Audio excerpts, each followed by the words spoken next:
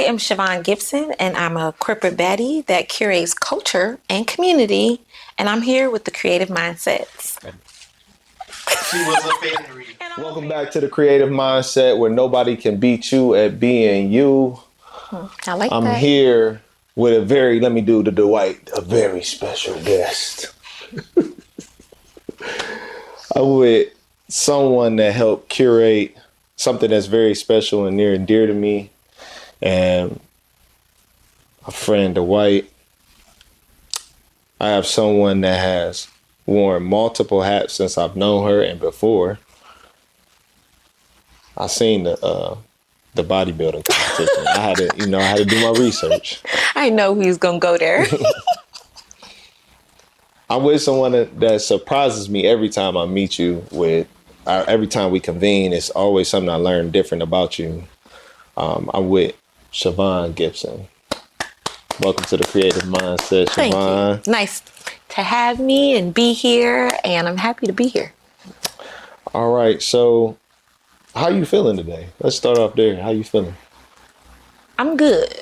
I'm in a good state. I'm with good people, good energy, and I appreciate that more than anything, so I'm good. Because this weather took a toll on my entire day.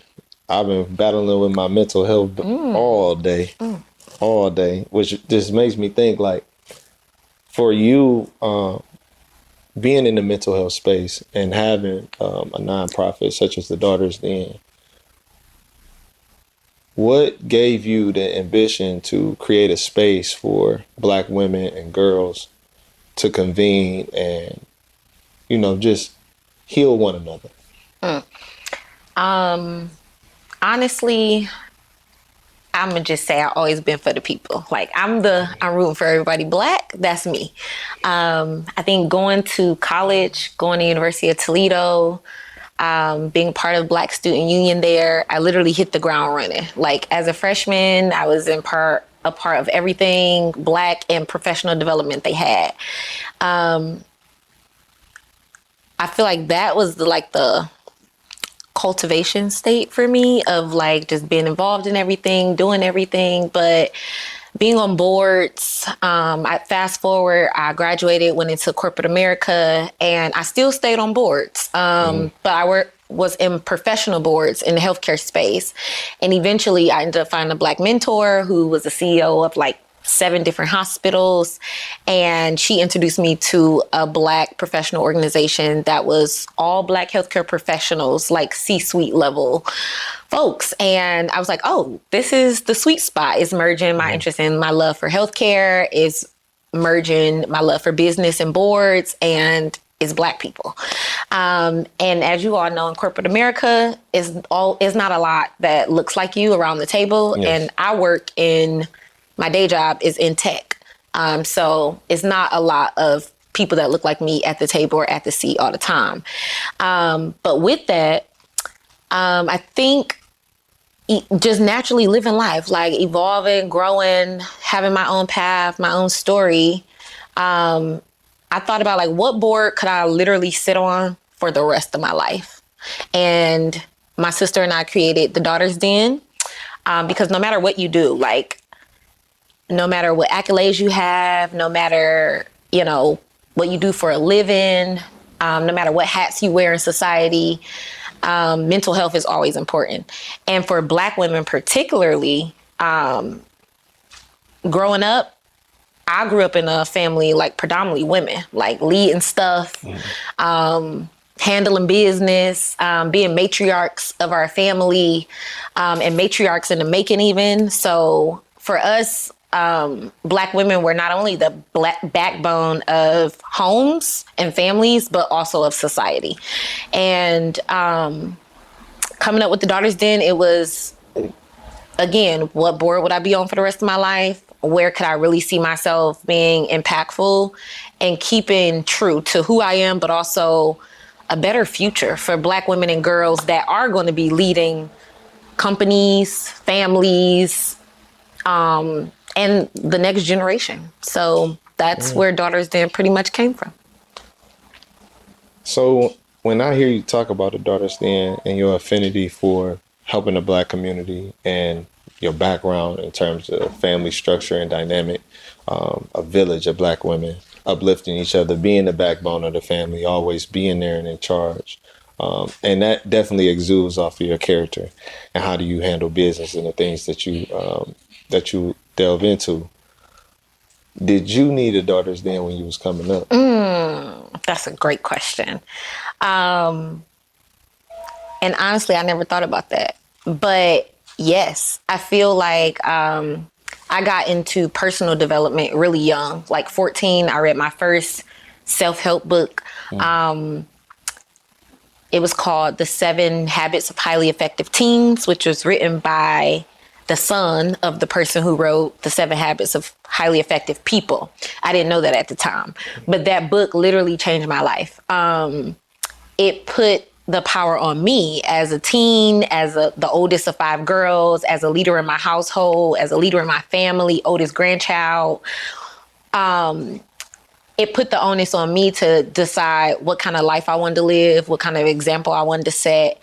And also I had a very non-traditional, I guess, exposure to things. I was a biomedical engineering intern at 14.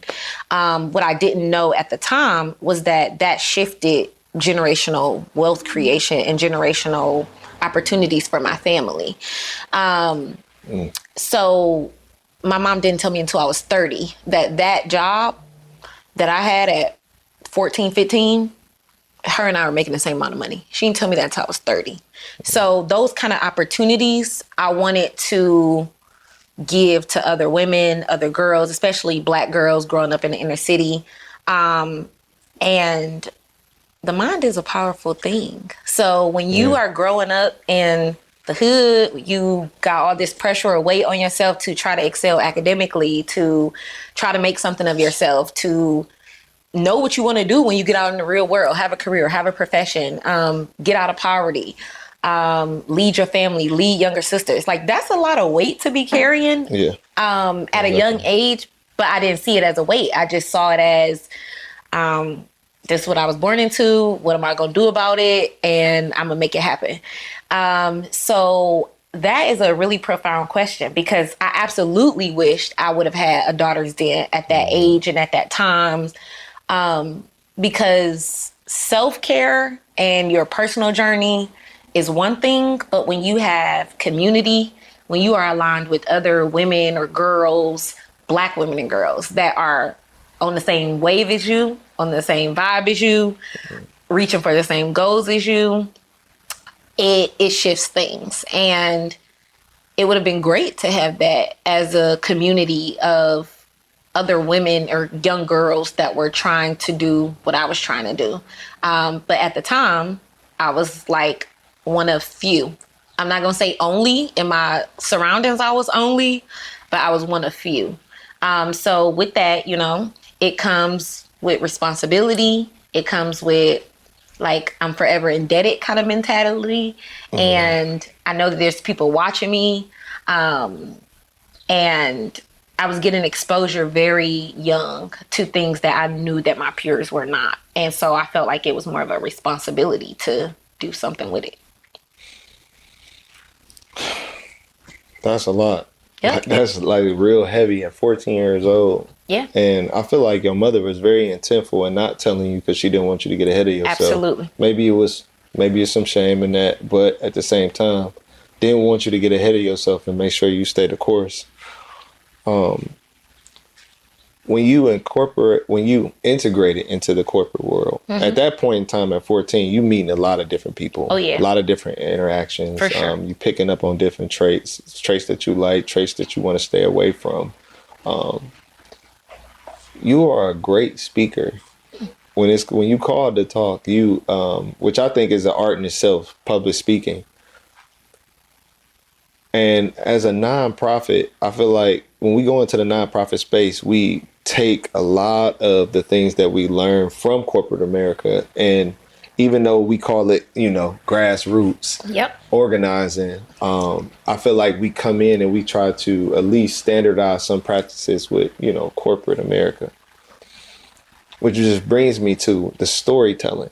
Because you just shared your story with me, and it was very precise. If I say, Chavaughn, give me your 2-minute or your 30-second elevator pitch, I guarantee you could give me an elevator pitch on whatever. It could be the Daughter's Den, your maybe a personal consultant fee, something, right? The storytelling within the Daughter's Den is very powerful. What made you and Niche think about putting that into the programming?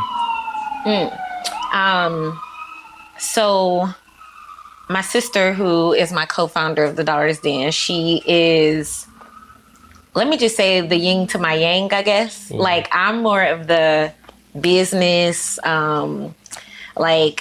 community engagement, board leadership. Mm-hmm. She is truly the artist. I mean, we've been in so many ventures together, like whether it was her doing art, and then I'm the business side of her telling her, like, we need to sell this at the art show. Whether it was her writing her first couple books, and I'm like, okay, and I'm gonna manage you, and we gonna sell these books, and we're gonna get a deal. So it was like we always, we were different, but very complimentary of one another. And at the time when we founded Daughter's Den in 2020, in the midst of COVID, her and I were living together with our 2 sons, which I don't think we ever said that. But it was a blessing in disguise. Just, the world shut down.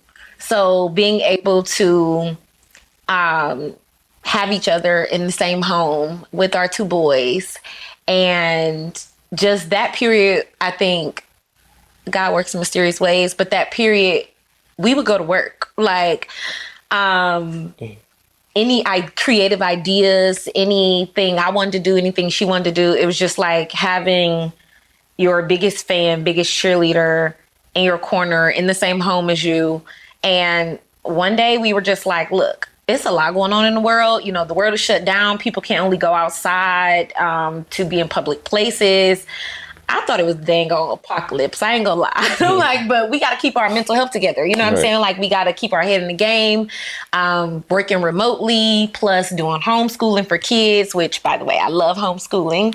And so I loved COVID for the fact that I got to homeschool our kids and do exercises at home. They were waking up in the morning, doing workouts. They were waking up in the morning, doing meditation. So during that time, it was a very interesting time, but it wasn't just an interesting time for us. I think we recognized it was an interesting time for everybody. It was so many parents that had never, moms specifically, that had never homeschooled a kid, never really sat down and did homework with a kid, let alone now I'm in a position where I'm basically the teacher, right? And I got to figure out how to do my work from home and be the teacher and manage my own mental and emotional health and keep my together while a lot is going on in the world. George Floyd happened at that time. So from a health context, also, a lot of disparities in healthcare were being exposed. And me working in the healthcare field, now in healthcare tech, a lot of that was all the environment around us, but what we were cultivating in our household was new beginnings. So the Daughter's Den literally came out of that, of like, hey, we know our history, we know our family structure and dynamic, and we know other women out here need help. And so 2020, we launched Daughter's Den. And our first event had over 100 women, Black women, log in online to attend a full day of sessions led by other Black women. So we had everything from a mental health advocate, a wellness advocate, a nurse, like anything that you needed for your care was on that platform. And we didn't expect 100 women to show up, but they did. And so I feel like that, again, was a blessing in disguise, but we birthed it out of a place where people were really isolated and lonely, but dealing with real life. And so this became a community for people to heal and deal with real life together, Black women specifically. So when you sit up here and you said, you basically put out the bat sitting on 100 people showed up. That's phenomenal, first and foremost, because we know just from grassroots organizing and reaching out civically to the community that if it says 50 registrants, it really means like 15. Yep. First and foremost. So salute to you on that. Here at the Creative Mindset, we like to talk about creativity and how it is integrated with mental health. I feel like the creativity that you had innately to basically make the best of your situation during COVID led to nonprofit programming. For sure. How do you, basically, I want to get in your head a little bit. How do you work creatively? Because in previous episodes that me and Dwight done shot on the Dolo side before the Creative Mindset, we had a discussion about what motivates us creatively. A lot of times it came from pain areas, traumatic situations, a birth of a child, losing a job, COVID. Yep. What motivates you creatively? You know, as Black people, I feel like we are innately creative. Like, many of us have made a way out of no way. Our ancestors, our grandparents, our parents are the epitome of creativity. Having an idea and bringing it to fruition, that's creativity.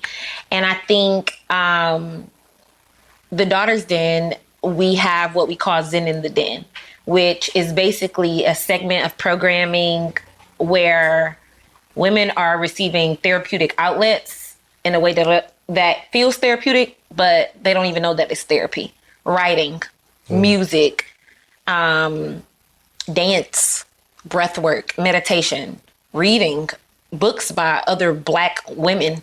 All of that is art. Like, all of that was an idea that came to fruition that was then shared with the world.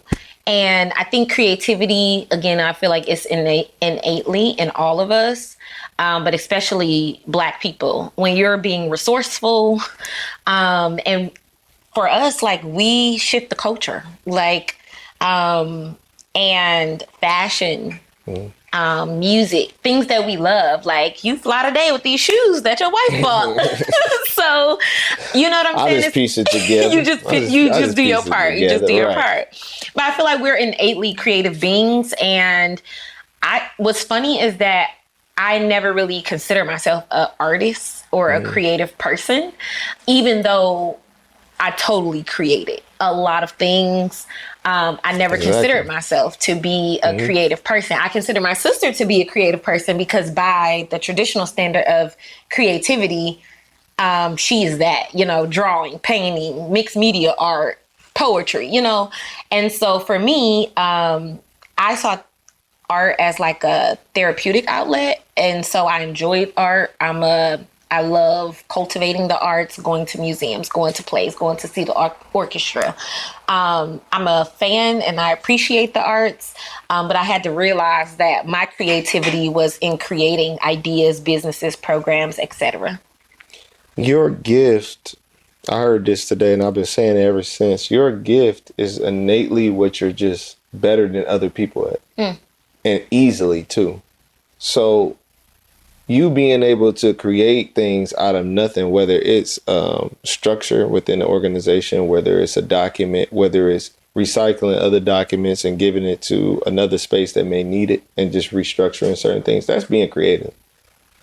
That's being creative. Simple as that. I would agree. And I never imagined my full-time career to be in the technology industry, but I've absolutely loved it because my actual day job is taking a technology idea and bringing it to life. I work with software engineers to create that thing that was just an idea. So you're the conduit. I am. They put it in you and they be like, yep, make it work. Yep. Make it work. And it's literally like, it's listening to your people though. It's listening to your customers. And for me, with Daughter's Den, Black people are my customers, but also I am them. So it's like you have that player coach mentality. You know what they're feeling, you know what they're dealing with, you know what they're exposed to. You grew up in Black family, you grew up in the hood. Like, you have everything that you need to do whatever it is you want to do. And I think if most people understood that God already equipped you, your life is your life stories, your life experiences, like you're called and equipped to do whatever it is you think about, whatever it is you ideate, you can bring it to life. That's a bona fide fact. So I hear a lot of collaboration.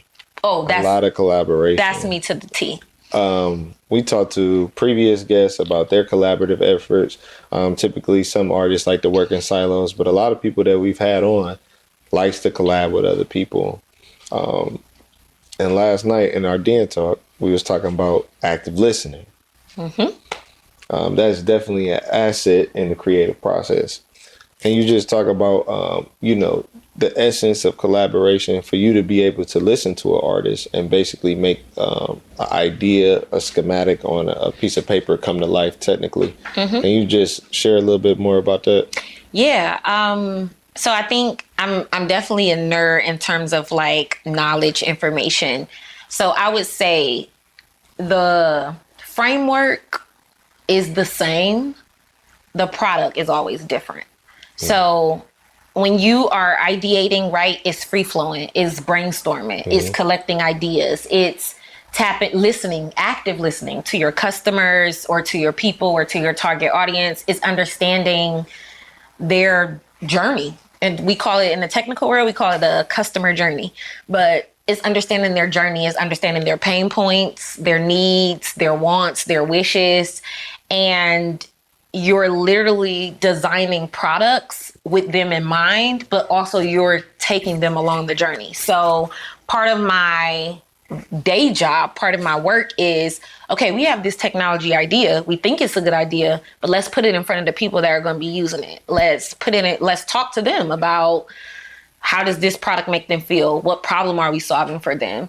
And so it's literally a framework and it's a mindset of really just having empathy, right? Actually, empathy mapping is a thing.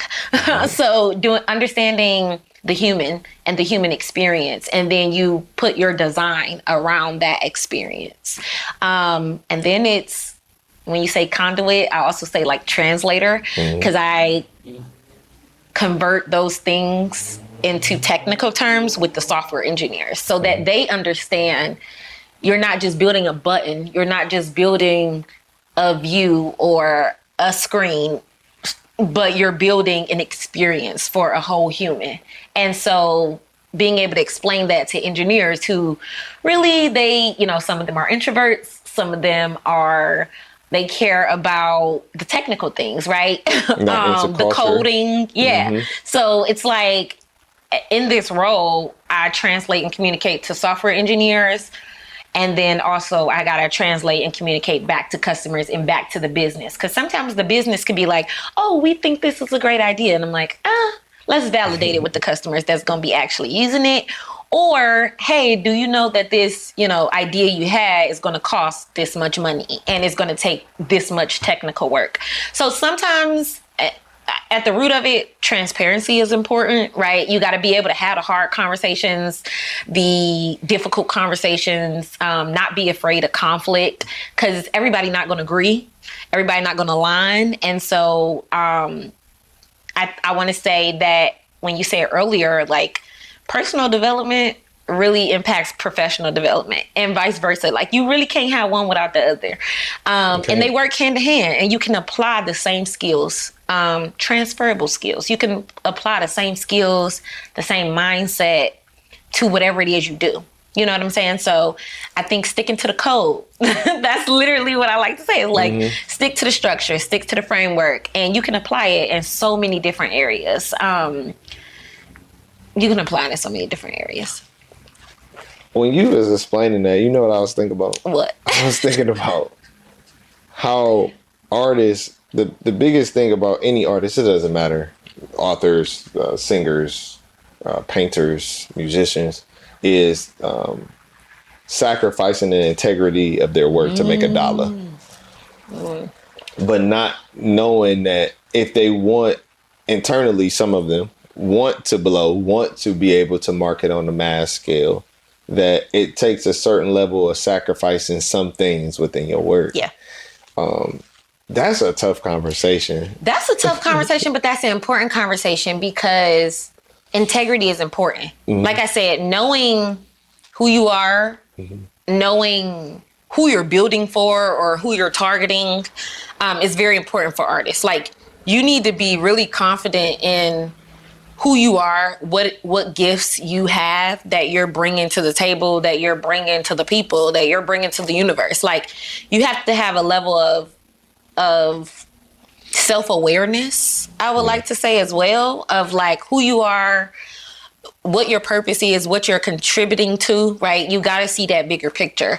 And even if nobody else around you sees it, you have to see it. And that's what's important about being a creator and being someone who ideates. Like, you almost got to be so committed to your vision that you don't care about what other people think, feel, or believe. And those kind of skills, right? Like, that's all mental. A lot of that is mental. And be okay with being the only one. Be okay with not being like everybody else, and be okay with standing out, and be okay with your gift and what it is God called you to do.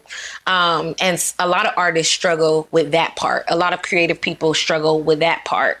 And then on top of that, if that foundation is not there, then yeah, you're going, when they say sink or swim, like, you're gonna sink when you're in the atmosphere that's all you hear. Like, is things that are against it, or things that's not supporting it, or you gotta, shift your look or your whatever to fit whatever kind of mode. No, you need to have the self-awareness, but also the confidence and I guess I would say conviction. Conviction to know that, nah, I know who I'm targeting. I know who I'm here for. I know what I'm building this thing for, and I'm good with that. I'm for who I'm for. It's like some people forget that, but that is what I think a lot of Black people, especially Black people in creative spaces, and believe it or not, Black people in corporate spaces, need to understand that your voice, your perspective, your insight, it matters. You have power to shift culture, whether it's on the outside or whether it's in corporate spaces. Like, you have power to shift the culture. If I'm for you, I'm for you. If everybody like you, something wrong. Listen. Oh, you know what? Somebody told me a quote. We were talking about somebody. I ain't gonna say all that. But the quote was, a friend to everyone is a friend to no one. Yeah, absolutely. Absolutely. You can walk and that around. Was important. You can walk around with a kind spirit, but you ain't got to sit up here and try to be something that you're not. Yeah, I agree. Something we always talk about in the creative experience and just interacting and collabing with different people is burnout. Ooh, yeah. Definitely getting to that point of in your day and your flow of doing things that you just like, I'm exhausted, or I just need a recharge, a reset. Yeah. How do you deal with burnout? That's a great question. So I encourage people to really think about the life that they want to have. And even though you might have goals, dreams, right? It's like, you need to think through, how can I get there in a realistic way? But the biggest thing is having boundaries. I think that boundaries became a buzzword a few years ago, but you need boundaries not only in your relationships, but you need boundaries in the workspace. You, literally, if you work yourself to death, like, these people gonna hire somebody after you gone. So I think a lot of, with our culture specifically, the grind culture, like, do it all, be it all, self-care is important, and having a boundary to be like, yeah, I'm not doing that, or, oh, that's a little bit too far. I feel like a lot of context for Black people, like, you got to work 10 times harder. Like, all of that supports grind culture. And I get that, we want to excel. We want to, again, a lot of us carrying a weight to be the breadwinners, or to shift your family dynamic, or shift the culture, right? But at what cost? And I think that's the thing people have to start asking themselves, is to what extent? I think we naturally have good intent, but when the impact is detrimental, or it's hard and you're burning out, you cannot, I know people say, like, you got to fill your own cup before you can pour into others, and others should be receiving the overflow. The other thing is, you cannot ever fill a cup that has holes in it. And so a lot of people are trying to fill their cups with accolades or achievements. But if you're not addressing whatever underlying wounds, whatever underlying trauma, whatever underlying stress or PTSD, those are holes in your cup. And so no matter what all is being poured in it, you can have the best job, make the most money, have the greatest, people around you. But if you don't see it, you don't feel it, no matter what they pour into you, they're going to be pouring into a cup that got holes in it. And so you're going to be continuously bleeding and leaking out. So I think people have to set boundaries, say no to some things, but be realistic about what it is they're like willing to sacrifice to get or gain whatever it is. You can't massage the degradation of your soul with achievements. Like, facts. How do you prevent your cup from being with hoes, though? What do you do for your self-care and build yourself up? Because it takes a certain level of mental fortitude to deal with people on a mass scale, and make sure that you still proceed with a certain level of empathy and compassion. Even when you helped me and Dwight co-create Men in the Den, that was a pivotal moment for us. And I don't know how much stress that we put on you. You know what I'm saying? Us having to meet virtually, us not doing convening the physical way. Like, how do you keep yourself from showing up as somebody you don't want to present yourself as? How you show up as your best self all the time? I said self-awareness earlier, but self-checking. Like, you gotta be honest with yourself, be real with yourself, because if you can't do that, you ain't gonna be able to be honest and real with nobody else. But also checking yourself. One of the quotes I have is like, check yourself so I don't have to. But I hold myself accountable to that as well. So I can check myself. Like, I know if I'm, tired. I know if I'm drained. I know if, my battery is low. But I also equally know the things that I need to do to replenish it. So for me, going to the gym, working out, I'm really a gym girly. So breath work, meditation. I'm also a yogi. I practiced yoga for years, which kind of sparked in 2017. I stayed on a military base in Okinawa, Japan. And that something new, I didn't know. Something new. But that was being in Japan, intro to Eastern culture, Eastern way of living, the way they prioritize family, the way they ate, like literally a grain of rice at a time. The way they ate, how they cared about, for a family member to be in a nursing home was obscene for them.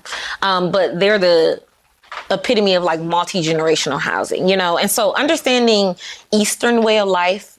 I just recently got a tattoo that says breathe in Sanskrit, but understanding the power of breath work, like literally your breath, right? Like breathing, meditating, and being introduced to things like yoga and seeing how that helped me in labor, a natural delivery, just literally breathing and visualization. I was able to get through it. Seeing how it's helped me in my life over time, right? Like all different forms of yoga. I think being open and willing to try new things is very important.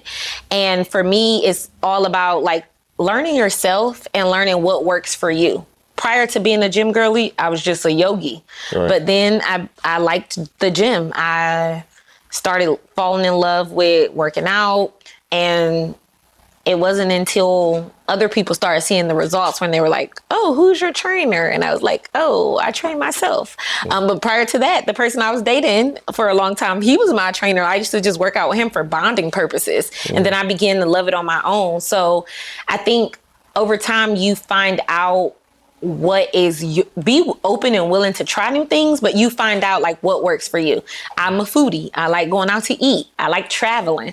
So those things are therapeutic for me. I like reading. Knowledge is power for me. So those things are ways that I debrief, that I decompress. Those things are ways that I fill my own cup so that nobody has to. And then being around family and friends, I was blessed to have a very dope family of just loving, caring, supportive people. And the family that I have is just an amazing example. But it wasn't, we didn't get here overnight. But that community is also part of self-care. Definitely. I was listening to you talking. I'm like, we always talk about what's your niche? How do you get, basically, what do you do? I think we need to have niches with healing. Yes. Like, what's your go-to to get through? You speak about family. We should have probably talked about that first, like background. But you gave so much off camera. Yeah. But can you just give us some humble beginnings? Ooh.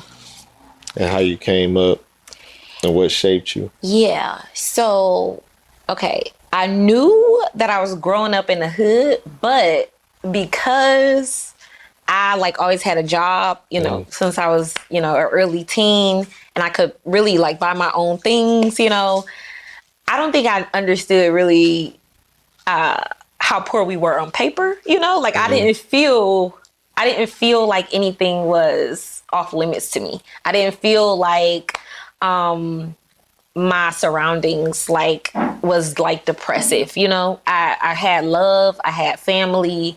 I did grow up in a toxic household because I had a stepdad who had experienced a lot of trauma, and we lived through it with him, essentially, or at least the aftermath of it all.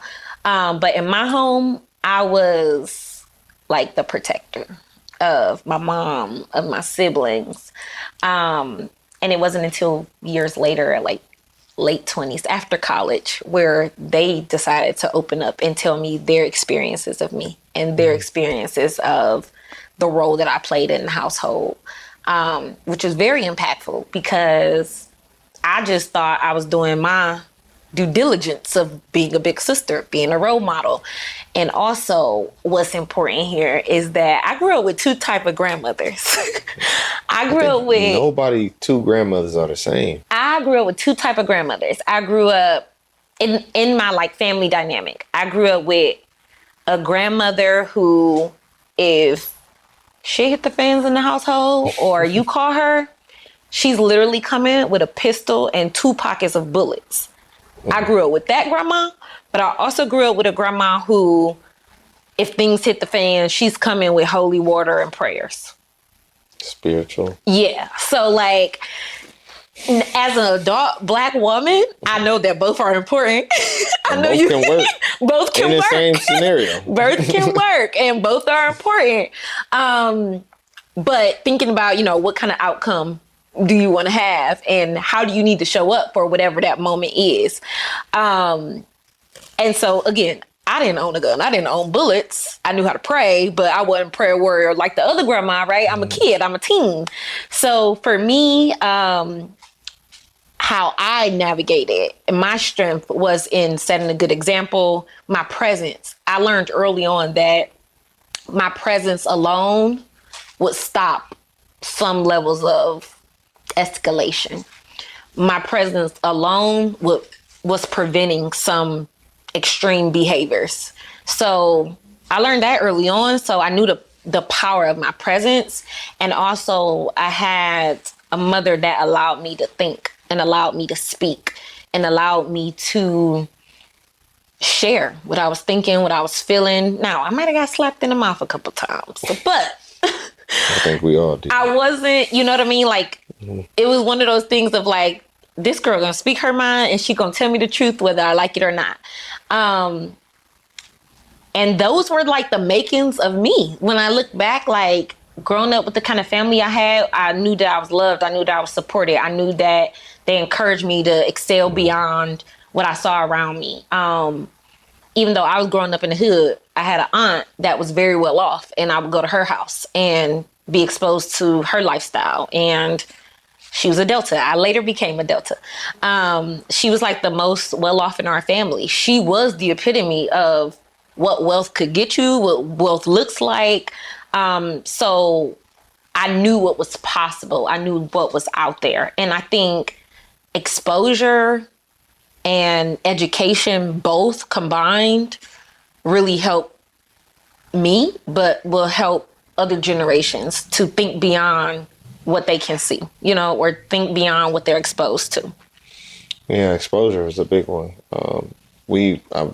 Just putting it together throughout our conversation, just seeing different things early and often, being exposed to different people that do different things. Yep. Even just you said it was your aunt, right? Yep. Be a Delta, so you like, I'm gonna be a Delta. Actually, no. Like, she never talked to me really about being a Delta. Did you but see I would her see colors, elephants. though? Yeah, I would see colors. I would see elephants around her house. But she never talked to me about it. She never forced it on me. But then when I went to college, I ended up creativity coming full circle. I ended up writing a essay. Mm-hmm. That one essay I won over $90,000 or so off one essay. Literally in your pocket. Hold on. Yeah. What? Listen, I was balling my freshman year of college. Okay. Not only was it all of college was paid for, but then I didn't know that whatever extra they just give you as a refund check. So I was balling my freshman year. But again, my creativity, my passion, that all, I put it all in one essay, and that one essay got me all of that money. I didn't know scholarships was a thing like that. But long story short, that again shifted things for me, shifted dynamics. And I forgot where we were going with this one. No, that was fine. We was talking about just being influenced. Yes, being exposure. Influenced. So she was very influential when I first went to college. I wanted to be a nurse because she was a nurse. Mm-hmm. And I was like, I can get, I can accomplish all my goals by following similar steps to her. She also, beyond being a Delta, that scholarship, one of the scholarships was through Delta. So when I got to college, I learned more about Delta. I learned more about Black Greek fraternity life, sorority life, that exposure to that culture, that exposure to their rich history. I had a decision of what I wanted to do and if I wanted to be a part of anyone at all. And after I made my personal decision, her and I began to have the conversation. But she was not it wasn't in your face. It wasn't forced. But I knew that they did a lot of great things. And I knew that they were one of the scholarships that I won. But later on is when I was like, I like these women. I like what they doing. And I can see myself doing this stuff in life. It seemed like leadership just chose you. Seriously, just being the firstborn and then just going from there and wanting to set the tone, be the example. A lot of artists are on narrow roads. They're very rigid in their creation and things like that. But I feel like you have broadened your scope where you wanted to take a little bit of good from each situation that you was in. Even, the things that we talked about with your background, with your stepfather and things like that. Even you was able to, because I'm bringing it all together now. Mm-hmm. Even when you was he was in the military and this, that, and the third. And I'm like, so when you was on COVID, you like the routine. That's military. I like stuff. The structure. Right, you like the structure because that's what he probably came in and was doing every day. All of those things make you who you are. And we always sit up here and ask our guests all the time, they reason why. What drives you? What drives you on your day-to-day? What is pushing you to do the things that you're able to do? What drives me? Probably a little bit of my optimism of I really do believe I can be better. My family can be better. Black people can be and do better. I really believe in the future being better than what I was exposed to, what I grew up with. And being able to use my talents, my gifts, whatever, my experiences, things that I've been exposed to, being able to use that in a productive way. Because I'm not gonna lie, it's people out here that I know I grew up with that ain't doing what I'm doing, or that have chosen different paths, or that have succumbed to a lot of different external pressures. And that's real. And it impacts everybody. Survivor's guilt is a real thing. Everybody got challenges, but navigating through those challenges, whether it's stuff that they don't talk about or stuff that they just carry on their own, or everybody got that. So for me, I want people to know, like, you can do it. There's other people out here like you, even if you don't see them. It's your job to try to find them and connect with them, because you're going to need them along the way.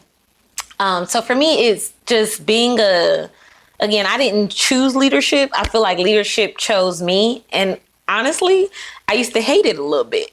Like, I was like, why do y'all got to follow me? Or why do y'all got to do what I'm doing? I hated that as a big sister. You're going to be great. And I hated that a little bit as a big sister.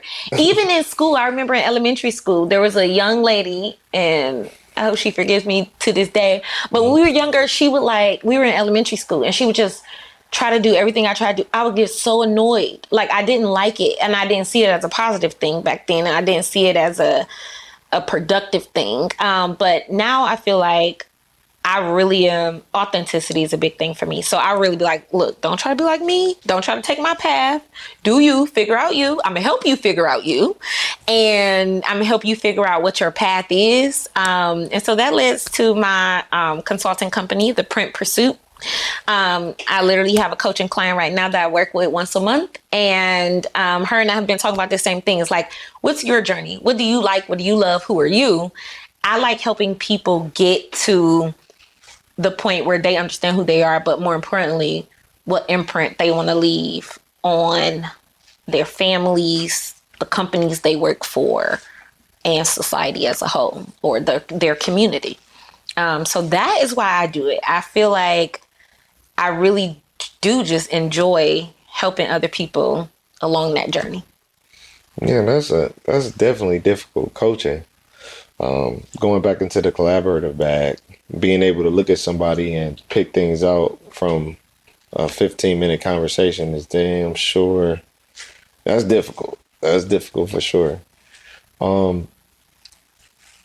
Talk about that a little bit more, because I'm interested in you got people coming in with certain issues, and when you're doing coaching, you're dealing with mental health. Yeah. So people may come in with unaddressed issues and don't even know that they're blocking themselves. When you are trying to bring the best out of somebody, how much does their mental health come into play? Oh, a lot.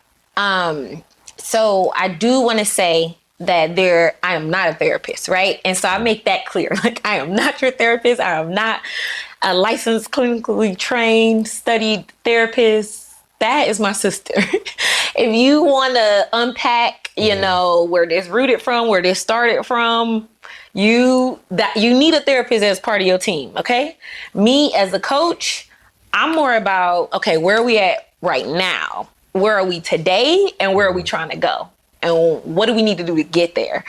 Now, some of what you've been exposed to, how you grew up, your personality type, right? All those things matter. Like, even in corporate America, you take like personality assessments or strength finders.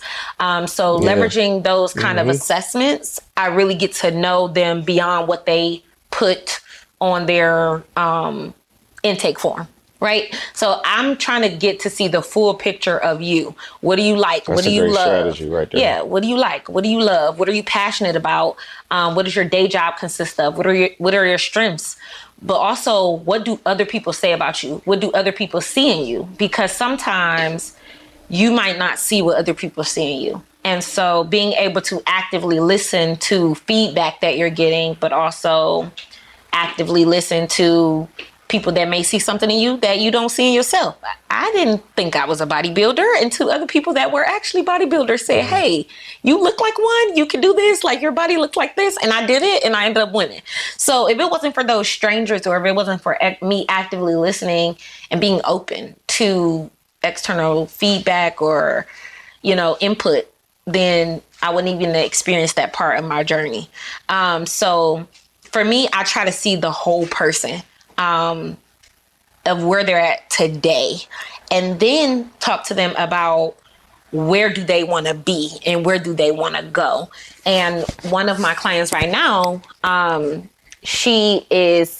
focus is on entrepreneurship, which that's my bag right there, is entrepreneurship. It's like, and for people who don't know what that means, it's more like you're an entrepreneur, but you're working in a corporate setting, or you're working in a big business. But those same skill sets, the same creativity that you need to be an entrepreneur, all of that is still happening. That's who you are. You're still doing those things. You're still taking initiative. You're still creating things. You're doing your same work, but from the lens of an entrepreneur, even though you work in a big business, or even though you work in a corporate setting. So literally my coaching with her is around entrepreneurship, and how do she take what she's learning in her corporate executive job and convert that into a consulting company, or convert that into writing books or creating content of her own. So for me, coaching is like, I'm with you along the journey. I'm supporting you. I'm encouraging you. We can talk about things, but I'm not really focused on where it stems from or why it's here. I'm focused on, okay, I hear you. Bet, got it. I understand that. I can incorporate that into understanding you as a holistic human, but my job is to get you to the next level, whatever that next level is that you asked for, that you signed up for. My goal is to push you to get there, and whatever that looks like. So sometimes it's creating customized exercises for them, like whatever they need, whether it's a journaling exercise. So some of the same therapeutic things are still in play and with my practice, but whether it's, again, just them doing the exercise where, hey, who are your top 5? Who's your personal executive board? Like, who do you go to? Who's on there? It could be a wife, a pastor, a therapist, a best friend, but like what does this look like? Who's on there, but also who's not on there that needs to be on there, right? So it's like having those kind of conversations and asking them the tough questions about, okay, so you said you wanted to be an entrepreneur, or you said you wanted to start your own business. Let's create a roadmap to getting there. Every time you meet with me, this is what needs to be delivered. I need to update on XYZ. So it's like more of an accountability partner of holding them to, you said you want to do this. We here, let's do it. Just like an engine. Just like an engine. Before we get up out of here, Chavaughn, we always ask our guests before we close, what are you most grateful for? Mental health. I'm grateful that my head is in the game right now. Like, I really am. Like, I know everything boils back down to mental health, but I really am grateful for my mental health, because what did my son say? Crash out. People crash out. And it's happening more and more. And I didn't know what that meant at the time, but now I know what it means. You know what it meant? It meant that TV show we used to watch called Snap. See, if he would have said that, I would have got it. But he said crash out. I was like, well, can you explain what that means? So for me, honestly, I'm grateful for my mental health. I'm grateful for my support system, because even though I don't ask for much, or I don't ask for help, and I think I got everything, they do show up for me. Whether it's checking on me, hey, how you doing? You know, when people say like check on your strong friend, I have friends that like check on me, or the family members that would check on me. So I'm appreciative of that. Mental health and community. Chavaughn, y'all. Chavaughn, appreciate you, Chavaughn. Please let the people know where they can find you at. Yeah. Give them the coaching plug where y'all can get coached up. Cause I know I needed it on my entrepreneur journey. Yeah, I can be found on, well, info at the Daughters Den is our email, but thedaughtersden.com is the nonprofit. I'm sorry, thedaughtersden.org is the nonprofit website. I can also be found on The Print Pursuit, and that's it. You can find me anywhere. All right. Thank you again, Sean. You're welcome. All right.